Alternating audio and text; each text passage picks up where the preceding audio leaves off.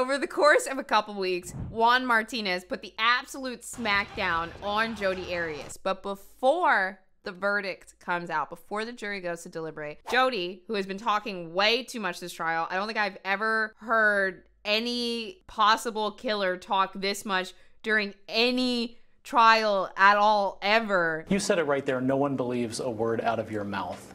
Why do you keep talking? She decides to do a final plea against the death penalty. Let's see what Jodi says. Warning! Severe manipulation is coming. It is coming. Jodi did it. Jodi did it. Oh, it's so nice that I don't have to say allegedly, because sometimes I gotta say allegedly over some of this stuff. Jodi did it, okay? She did it. It was malicious. She tried to get away with it. Then she lied about it. And then she basked in the limelight of all the attention she was getting. And don't forget, Jodi's weird. She's a weird person. If you don't give me the electric chair, I will donate my hair for the rest of my life. If you love somebody, you don't break into their house and then murder them. You just sat here a week ago under oath and said you didn't do it.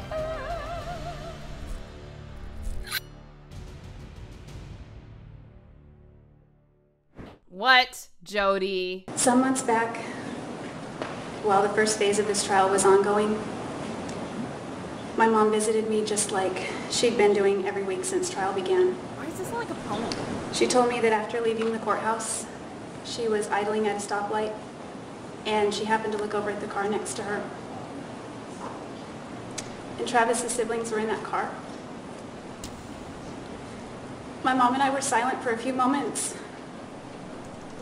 when she finally voiced exactly what I was thinking. She said, "I know they're going through hell." Yet nothing drove that point home for me more than when I heard them speak last week. I never meant to cause them so much pain. I never meant to cause them so much pain. Okay, so now that you're guilty, you're like, okay, I did it, but because right before this, she was saying that she was not involved in this. No jury would find her guilty. She didn't do it. When Steven said he read on Travis's 3x5 card that it said call Steven, and that he never got that call. Travis used to write out his day on a flashcard. The last one he wrote said to call Steven. I never got that call. Jodi! No. The other reason why I just am not buying Jodi crying right here is because Jodi, in my opinion, wasn't in love with Travis. I think she was obsessed with him. I think she was obsessed with him and she couldn't control her obsession and she wanted him to pick her. She wanted him to love her. They didn't know each other long enough for her to love him. And like also, if you love somebody, you don't break into their house and then murder them. He had been concerned about my health and wanted to fly me to his house and help me quit smoking. I never got to go. I know that's because of me. Oh, that's a weird thing to say. And when Samantha showed us the last picture that she took with Travis, this was the last time I saw Travis. He talked me into taking this picture even though I was in PJs.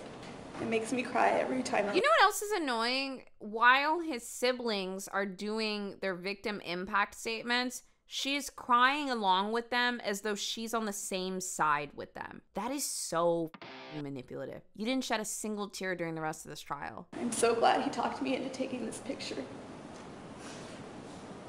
I will cherish it for the rest of my life.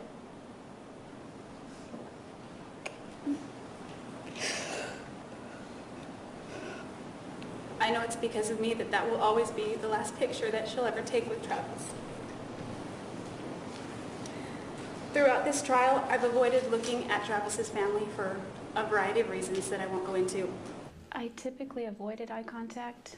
Travis comes from a family where they all sort of look a lot alike. So when I see their faces, I see Travis and I see the man that abused me, and I don't want to look at that. Oh, but now we're crying. Now we are in tears. Now we're crying. Oh, Jodi. Oh, you're so sick. But I've wondered, where is his grandma? Is she here? I didn't learn until last week what happened to her. Samantha said that Travis was the glue to their family. Around Thanksgiving not last year, in 2007, Travis called me. He was really upset. He said his grandmother was ill and frail, and that he didn't know if she was going to make it. He said he didn't know what his family would do if she didn't make it, because she was the glue to their family. To know now that both are gone, and that I may have also inadvertently induced her passing, destroys me. Oh my God. Stress does do that. Every time I've had the thought or desire to commit suicide, there's one element that has almost always caused me to waver. My ego. They're sitting right over there. They're my family. No. No. The fact that she's trying to act like she's so close with her family is so funny, because they never spoke out for her. Like, in the beginning, she said, my mother, who visited me every week. Stop the cap. Did she? At times, I've lost track of that element. For example, the incident I testified to when I took my razor apart at the Siskiyou County Jail. I managed to convince myself that they would get over the pain with time, and that in the long run, I was doing them a favor by unburdening them of my presence. She's claiming that she In did their try to lives. unalive herself. I wrote a bunch of them goodbye letters, addressed specifically to each person, and in the letters I didn't focus so much on explanations, but on how much and why I loved each of them. Then I wrote a general explanatory letter to help them understand my decision. At that time, I saw it as taking myself off of life support. I'm sorry. Did she just describe an unalive letter as a general explanatory letter to help them understand my decision? I didn't know a lot of anything about prison at that time. And I didn't think it was fair to expect my family to have to support me for the rest of my life. I didn't know then that if I got life instead of death, I could become employed and self-reliant. I didn't know that if I got life, there are many things I can do to affect positive change and contribute in a meaningful way. In prison, there are programs I can start and people I can help, and programs that I can continue to participate in. If I was in jail, I don't know if I would sign up for Jodi Arias' self-help program. I'll share a few examples that I thought of. Oh my God, this is, oh, I did see this. I've seen this part. Before trial, This is and crazy. by that I mean jury selection, my hair was past my waist, Oh my and I God. donated it to Locks of Love, the nonprofit. This is it. Hold on. Guys, we're about to skyrocket into delusion. I think I have seen a clip from this before. It's where Jodi Arias tries to keep the jury from giving her life in prison by saying that she's gonna start crafting and different programs in jail and help other prisoners. Spoiler, that's where I think this is going. And by that I mean jury selection. My hair was past my waist, and I donated it to Locks of Love, the nonprofit which creates wigs for cancer patients who've lost their hair. In fact, that was my third donation to that organization since I was arrested. If I'm allowed to live in That's an prison, I will insane continue thing to to donate say. to that organization for the rest of my life. If you don't kill me, if you don't give me the electric chair, I will donate my hair for the rest of my life. On to the next slide. Over the years I've spent in incarceration, I've received many requests from women to teach them Spanish or American Sign Language. Because my case was pending, I just didn't have the time. In prison, I will. Gotta just let the video play. Sometimes I pause just to shake the feeling. Because my case was pending, I just didn't have the time. In prison, I will. If I'm sentenced to life, I will live among the general population of women, and I'll be able to share my knowledge of those subjects with them, the ones who have the desire to learn also. I may even be able to start classes. If I get permission, I'd like to implement a recycling program. The women's prison in Goodyear houses thousands of women, and each week, huge loads of... I'm sorry. Is she like campaigning for class president, or is this a murder trial? These are insane things to say. Her parents were right. She's weird. She's weird. This is the person that y'all are talking about, some girl boss. Like, this is the girl that ran for class president, and she was like, didn't even make it into the preliminaries. If I get permission, I'd like to implement a recycling program. The women's prison in Goodyear houses thousands of women, and each week, huge loads of waste are hauled off to a landfill. A substantial portion of that could be kept out of landfill and recycled instead. It may even create new jobs for the people there. This is one small thing that could have a far-reaching and positive impact on the community and on the planet. There's a higher rate of illiteracy in prison than in everyday society. I know that reading has enriched my life by expanding my knowledge base and opening my eyes to new worlds and different cultures. I can help other women become literate so that She's they too gonna can help people add that read. dimension to their lives. She's gonna help them Along the lines read. of literacy, I'd like to start a book club or a reading group. Something that brings people together in a positive and Jodi Arias proposes book club in jail if you don't sentence her to death. constructive way so that we can share and recommend other good books and stimulate discussions of a higher nature. Additionally, I've designed a t-shirt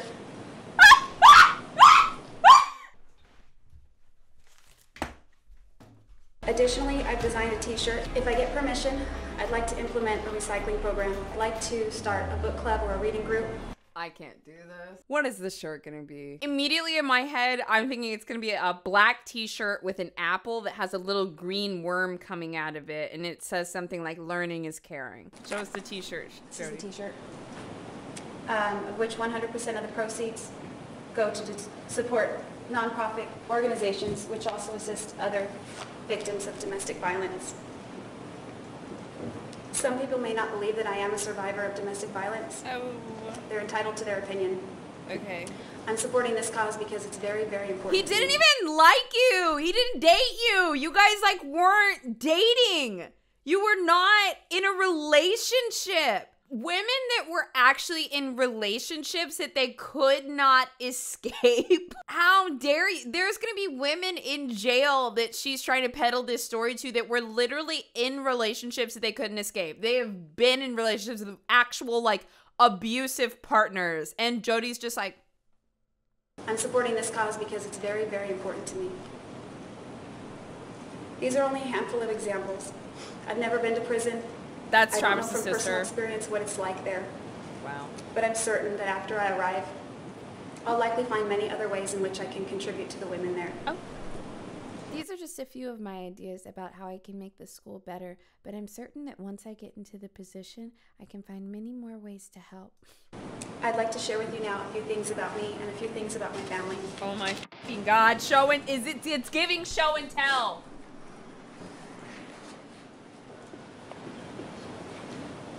When I was little, my mom took a lot of pictures of me. I'm her first child. She had her camera everywhere, and she would take a lot of pictures of me when I was first born. Salinas is near the coast, and so it seemed a lot of overcast days, but when it was sunny, she would take me out to the backyard and turn on the sprinkler. She wants the jury to see her as a human before they sentence her. Adjust myself. A few years later, Carl came along, my little brother, and we became inseparable. When we were little, my parents took us everywhere, including SeaWorld here and Hawaii. Why is she? When we were little, my parents took us everywhere, including These are like SeaWorld not here great pictures of her. She and looks. Hawaii. But my fondest memories with him are of us goofing off at home on a lazy Saturday, just making a mess of the living room in our pajamas. When I was 11 years old, and the slide is backward, I apologize.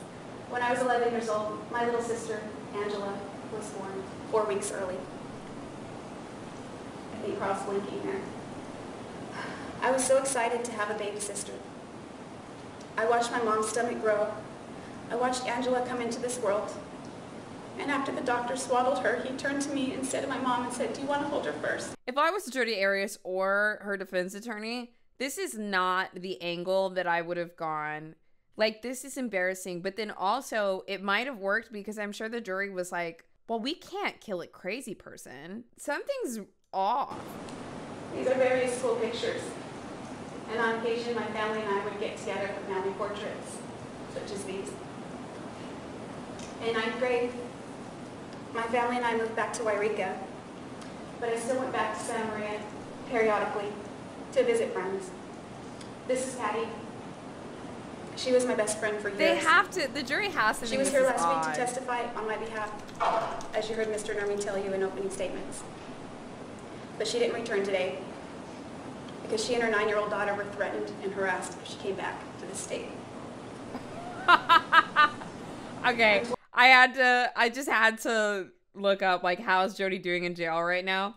This article came up, and it says, Jodi Arias' former cellmate says convicted murderer is a flirt with a lot of hate. What? No way. I need to watch this show. There's a show on Lifetime called, not an advertisement, a show on Lifetime called Cellmate Secrets. And then they have different episodes, Jodi Arias. See, Lifetime actually has I get a lot of emails randomly where, like, people that tell me information from jail. I get a lot of interesting things in my inbox, but obviously I don't regurgitate them, like, on, stream or videos or anything, because I have no way to verify, right? But Lifetime actually does have the ability to verify if somebody was, like, Jodi Arias' cellmate, or, where they were in the same prison as her or something like that. This person, oh my gosh, that's so... Now I have to watch this show. Like, Cellmate Secrets, what a good show. This is when Jodi finally dyed her hair blonde. Daryl's ex... I haven't seen him since June 3rd, 2008. I hear he's much bigger now, taller than me. Okay, let's just be clear on something. I don't think Jodi's family likes her. So let's keep it moving, sister. Following my arrest, I wanted so much to avoid trial. Not necessarily the outcome, although that's naturally not something I was looking forward to, but trial. All of the graphic, mortifying, horrific details paraded out into a public arena. Instead, I was hoping to go quietly into the night, whether off to prison or the next life. But with the amount of attention my case received early on, I felt in my ignorance that it was necessary to speak out. I got on TV and I lied. I lied about what I did, and I lied about the nature of my relationship with Travis. It's never been my intention to malign his name or character. In fact, it was a goal of mine to preserve his reputation. I didn't want to drag out Travis's skeletons or mine and explain my experiences with them. I didn't want to unveil all of those ugly text messages and emails and that awful tape. All these things which now stand as a public and permanent testimony of the darker aspects of our relationship. To 18 strangers, in front of Travis's family, in front of my family, in front of what feels like the whole world. It's never been my intention to throw mud on Travis's name. When I took the stand, I was obligated to answer the questions posed to me. And if you'll remember, many times I was quick to defend him in the same breath. I loved Travis, and I looked up to him. At one point, he was the world to me. This is the worst mistake of my life. Just the moments where she admits that she actually did it are so comical to me, because you just sat here a week ago under oath and said you didn't do it for weeks. It's the worst thing I've ever done. It's the worst thing I ever could have seen myself doing. In fact, I couldn't have seen myself doing it. Before that day, I wouldn't even want to harm a spider. I'd gather them up in cups. Oh my God. I have to go. To harm a spider. I'd gather them up in cups and put them outside. To this day, I can hardly believe I was capable of such violence. But I know that I was. And for that, I'm going to be sorry for the rest of my life. Probably longer. I was horrified by what I'd done, and I'm horrified still. In many ways, my family has also... You know what suffered also a is great interesting? loss. She doesn't address at all about how she lied to the jury, the media, the general public at all for the past couple months. She just turns around and says, like, okay, I did it. And I can't believe I did it. I wouldn't even kill a spider. Like, I think it's interesting how she doesn't even take a moment to say, like, you know, I lied for the past couple of weeks because I was so horrified by my own actions that I just didn't want to accept it or something like that. Like, she just doesn't even bring that up at all. She doesn't bring up the lying. She just, like, it's like, okay, now let's move on to this. It's so weird. Their pain is fresh because they only learned about it 2 weeks ago, the moment the verdict was read. The moment their hopes of ever welcoming me home someday were dashed.